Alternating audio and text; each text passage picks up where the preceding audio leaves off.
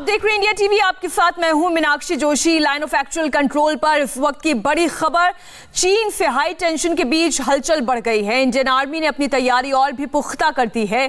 भारतीय सेना ने एलएसी के करीब टैंक और इन्फेंट्री कॉम्पैक्ट व्हीकल्स को तैनात कर दिया है।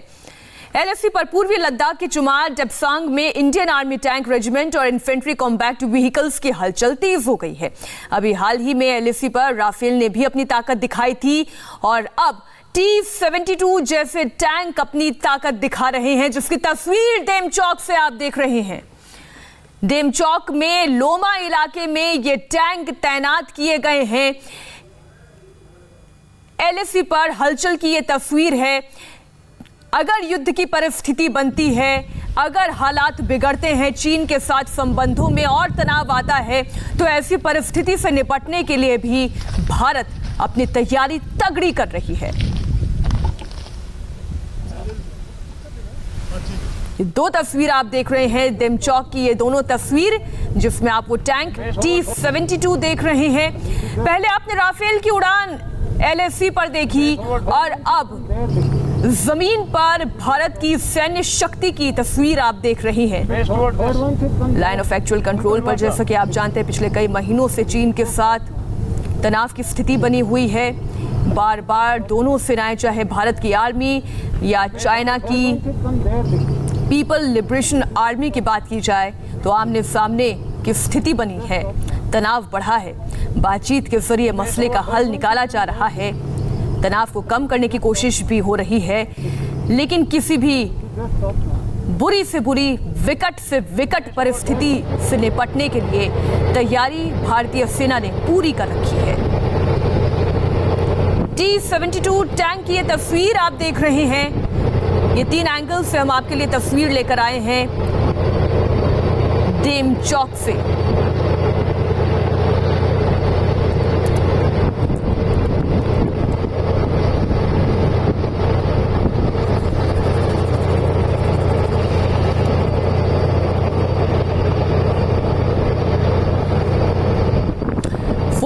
कोर के chief of staff major general Arvind Kapoor का क्या कहना है इस मुद्दे पर, आइए आपको सुनाते हैं। आज हमारे सभी लॉजिस्टिक अरेंजमेंट्स अपनी अपनी जगह पर हैं। ये क्रू और इक्विपमेंट रेडीनेस को हम कैसे अचीव करेंगे? हमारा हाई मोरल और जोश, हमारी सख्त ट्रेनिंग और स्पेशल विंटर क्लोथिंग क्रू को रेडी टू फंक्शन हालत में रखने में मदद करेंगी। विंटर ग्रेड्स के फ्यूल्स, ऑयल्स और lubricants, tanks, infantry combat vehicles और हेवी गन्स के मेजर असेंबलीज और स्पेयर्स की अवेलेबिलिटी और हमारे फॉरवर्ड रिपेयर टीम्स जो कि इन सिटू लोकेशंस में हर जगह पर मौजूद रहेंगे, ये सब इंश्योर करने की हमारी इक्विपमेंट हर तरह से और हर समय मेंटेन रहे, ये हमारी कोशिश है। इसके साथ साथ क्रू की ट्रेनिंग और क्रू ड्रिल्स की रेडीनेस तो चलती ही रहेगी। आने वाला मौसम कठिन और सख्त क्यों ना हो, हमारा हर एक सोल्जर और इक्विपमेंट वेल प्रिपेयर्ड है। ये तस्वीर आप देख रहे हैं और हमारे दो सहयोगी पिछले कई दिनों से लद्दाख में ही मौजूद हैं। हम एक बार रुक कर लेते हैं हमारे सहयोगी अमित पालित और मनीष प्रसाद का। अमित, भारत हर स्थिति से निपटने के लिए अब T-72 टैंक भी ले आया है, जरा इसके बारे में और जानकारी दीजिए। जी बिल्कुल बिल्कुल मीनाक्षी, सबसे पहले तो आपको यह बता दें कि यहाँ पर मौसम बदलना शुरू हो चुका है। कल यहाँ पर स्नोफॉल हुआ है, जो 18,000 फीट की ऊंचाई से ज्यादा की पहाड़ियां, वहां पर स्नोफॉल हो चुका है।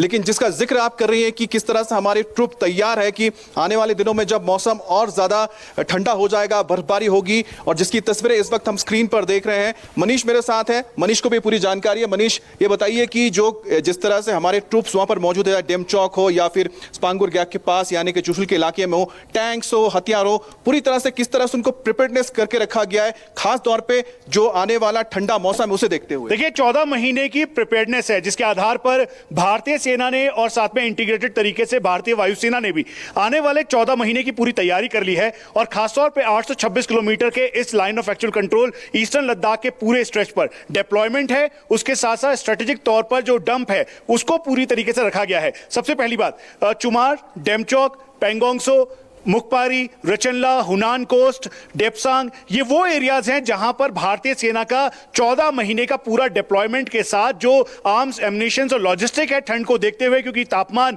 -40 तक चला जाता है और -40 के साथ साथ जो 19,500 फीट तक की हाइट यानी हाई ऑल्टीट्यूड पर भारतीय सेना के जवान तैनात हैं, उनके लिए पूरी तैयारी की गई है। हम आपको यह भी बता दें कि बॉर्डर रोड ऑर्गेनाइजेशन लगातार इन एरियाज में, खासतौर पर जो न्योमा का दूसरा एक्सेस चुमार और डेमचौक की तरफ जाता है उस एरिया में, उसके अलावा हॉट स्प्रिंग के एरिया में अभी लगातार वो रोड कंस्ट्रक्शन का काम कर रहे हैं। 15 दिन की और विंडो है और 15 दिन के विंडोज में जो फॉरवर्ड लोकेशन तक रोड है उसको भी पूरी तरीके से मरम्मत के साथ स्ट्रॉन्ग किया जाएगा। तो यह बिल्कुल तय है कि एक तरफ भारतीय सेना अपने पूरे साजो सामान इक्विपमेंट के साथ है। हम आपको तस्वीरों की बात बता दें, यह लोमा का इलाका है, फॉरवर्ड लोकेशन है और यहां पर भारतीय सेना के जो आर्मर्ड कॉम्बैट ग्रुप हैं जिसमें T-72 टैंक्स, T-92 टैंक्स, यहां तक कि CBRN टेक्नोलॉजी से निपटने वाले टैंक्स को भी वहां पर तैनात किया गया है, एयर डिफेंस मैकेनिज्म के तौर पर है। और ये काउंटर करने की तैयारी है चाइनीज PLA की जो इन्फेंट्री कॉम्बैट व्हीकल है उनको। मनीष, लेकिन साथ में जैसा आपने जिक्र किया, क्योंकि हम लोग जब बात कर रहे थे यहां पर किस तरह से BRO जो है,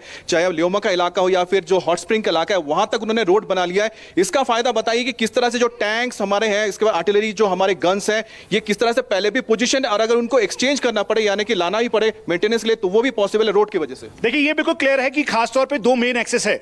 आप DSDBO रोड जो कि एक स्ट्रेटेजिक रोड है 255 किलोमीटर का, डुरबुक से लेकर दौलत बेग गोल्डी, उसके बाद जो न्योमा के से जो LAC की तरफ हिना पोस्ट की तरफ जाता है रोड, वो एक स्ट्रेटेजिक रोड है। उसके अलावा hot spring, Galwan, Gogra post, ये वो लोकेशन है जहां पर रोड का काम बहुत तेजी से चल रहा है। इसलिए BRO ऑन ग्राउंड इस रोड को एक्सटेंड करते के साथ इस तरीके से तैयार कर रहा है कि ऑल वेदर के तौर पे हो और जब टैंक इसके ऊपर से गुजरे हो या फिर आर्टिलरी गन्स गुजरे हो तो इसका असर रोड पर ना पड़े। और क्योंकि मौसम बदल रहा है, बर्फबारी शुरू हो चुकी है, ऊपर का जो हॉट स्प्रिंग का एरिया है वहां पर बर्फबारी हुई है, जो हमारे सोर्सेज हमें बता रहे हैं, जो फॉरवर्ड लाइन पर डिप्लॉय हैं। और आने वाले 15 दिन यानी मौसम में बदलाव के साथ साथ स्ट्रेटेजिक तौर पर जो अपना आर्म्स, एम्युनिशंस और जो लॉजिस्टिक है उसको पूरी तरीके से भारतीय सेना ने तैयार रखा है ताकि चाइनीज PLA की हर एक चुनौती को काउंटर कर सके। हम आपको बता दें कि यहां पर मनीष आप इसलिए 14th कोर के chief of staff major general Arvind Kapoor ये कह रहे हैं कि हर परिस्थिति से निपटने के लिए भारत की सेना तैयार है। एक बार फिर से आपको सुनवाते हैं अरविंद कपूर का क्या कहना है।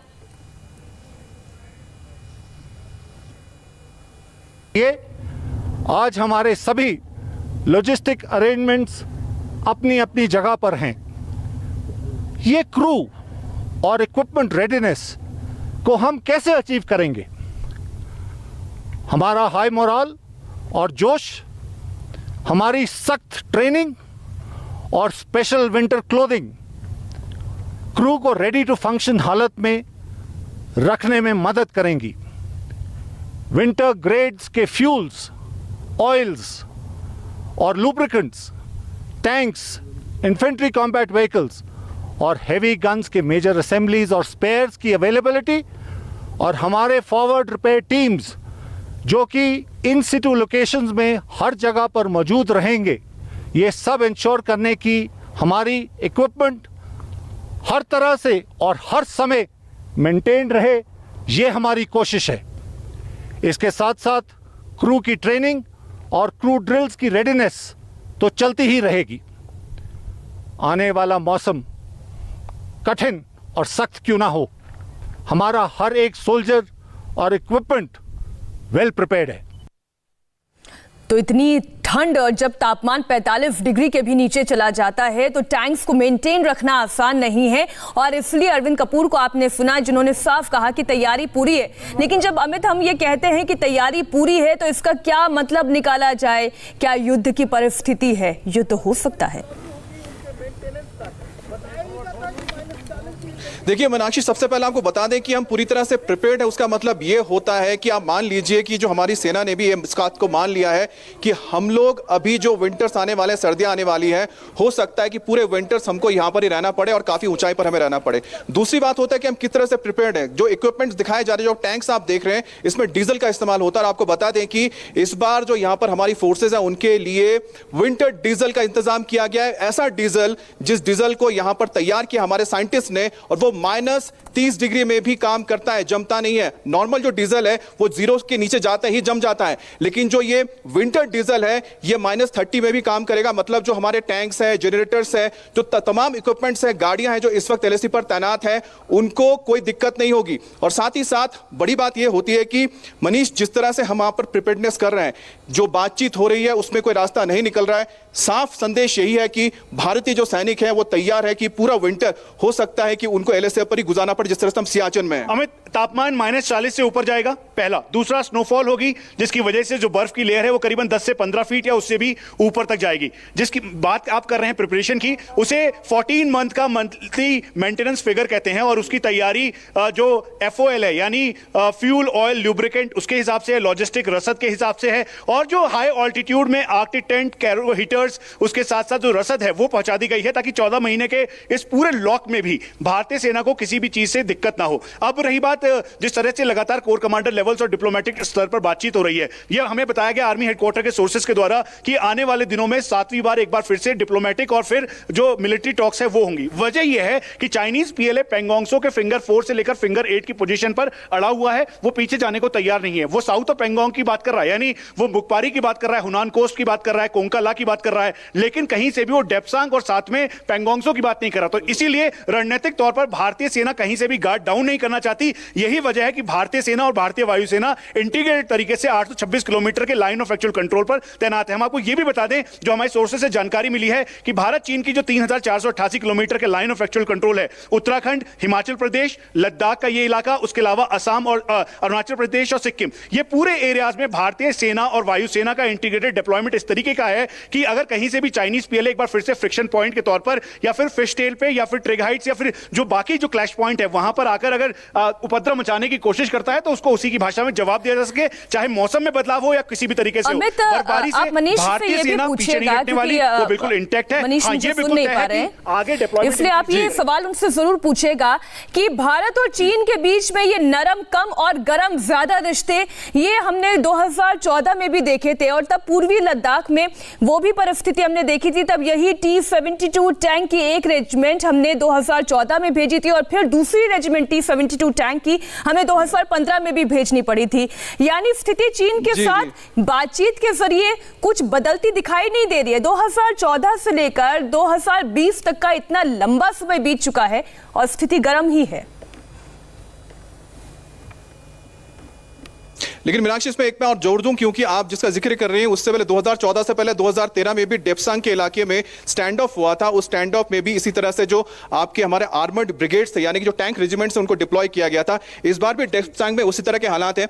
मनीष, लगातार हम देख रहे हैं 2013 में भी हमने देखा कि इस तरह का स्टैंड ऑफ हुआ था, उसके बाद से इसी तरह से फिर डोकलाम का भी हो गया स्टैंड ऑफ। लेकिन ये जो स्टैंड ऑफ है, इस स्टैंड ऑफ और उस स्टैंड ऑफ में बहुत फर्क है। लेकिन यहां पर ऐसा लगता है कि लंबा खिंच रहा है, क्योंकि पिछले वाले जो थे 71 दिन में या 2-3 महीने के अंदर ही खत्म हो गए। देखिए, दो बात समझनी होगी। डेप्सांग में 2013 में ये स्टैंड ऑफ हुआ, उस समय भारतीय सेना बुरसे से लेकर जो बॉटल नेक है वहां से आगे की तरफ यानी रॉकी नाले तक पेट्रोलिंग करती थी। चाइनीज PLA ने वहां पे दबाव बनाया और 21 दिन का फेस ऑफ चला, क्योंकि ये प्लेन एरिया है, इसीलिए भारतीय सेना के इन्फेंट्री कॉम्बैट व्हीकल्स और टैंक्स आमने सामने थे चाइनीज PLA के इन्फेंट्री कॉम्बैट व्हीकल के। अब उसके बाद आप 2017 में पेंगोंगसो के फिंगर 4 पर एक बार फिर से तस्वीरें आई, इसमें ITBP और भारतीय सेना के जवान आमने सामने थे, पथराव हुआ और भारतीय सेना ने एक बार फिर से उन्हें खदेड़ा।